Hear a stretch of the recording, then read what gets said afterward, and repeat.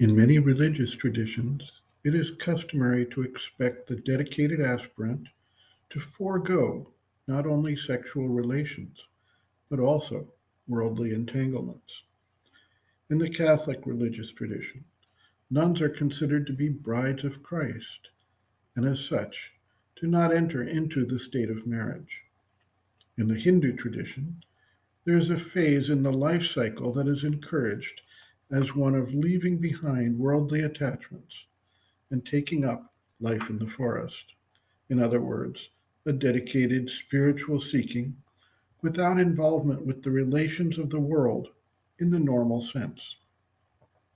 Many traditions counsel leaving behind one's past relations and attachments when one is prepared to fully dedicate oneself to the divine quest.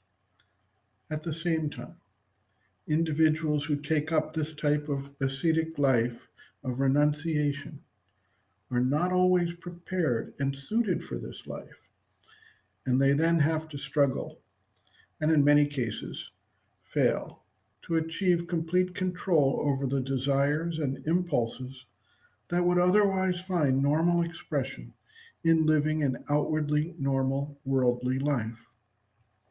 Within this context, for the truly dedicated seeker who is ready and prepared to abandon all and follow the path of spiritual one pointed focus, marriage is and can be something of a distraction.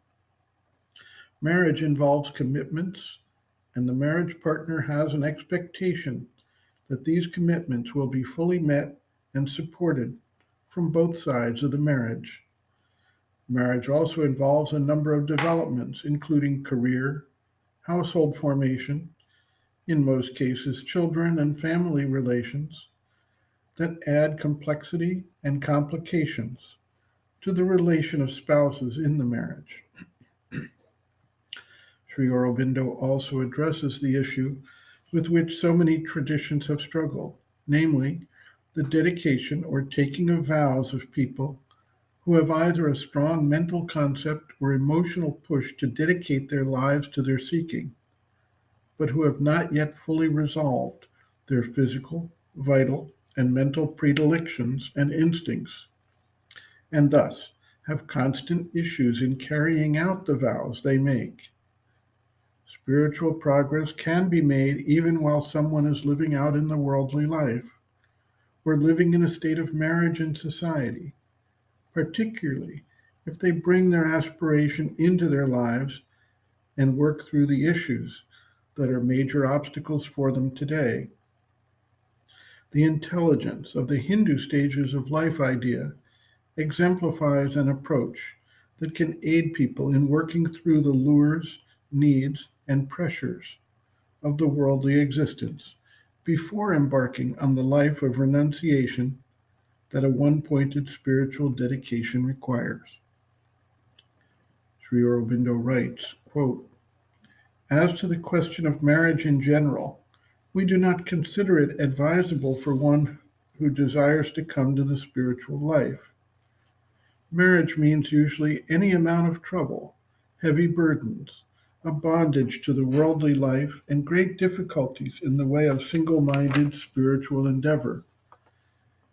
Its only natural purpose would be, if the sexual trend was impossible to conquer, to give it a restricted and controlled satisfaction. It is only a minority that is called to the strict yogic life, and there will be always plenty of people who will continue the race. Certainly, the yogi has no contempt or aversion for human nature. He understands it and the place given to each of its activities with a clear and calm regard. A mental acceptance or enthusiasm for the sadhana is not a sufficient guarantee, nor sufficient ground for calling people, especially young people, to begin it. Afterwards, these vital instincts rise up, and there is nothing sufficient to balance or prevail against them. Only mental ideas which do not prevail against the instincts, but on the other hand, also stand in the way of the natural social means of satisfaction. If she marries now and gets experience of the human vital life, then thereafter there may be a chance of her mental aspiration for sadhana turning into the real thing. End quote. Reference Sri Aurobindo, Integral Yoga, Sri Aurobindo's Teaching and Method of Practice, Chapter 10, Difficulties in Transforming the Nature, Sex, pages 299 to 308.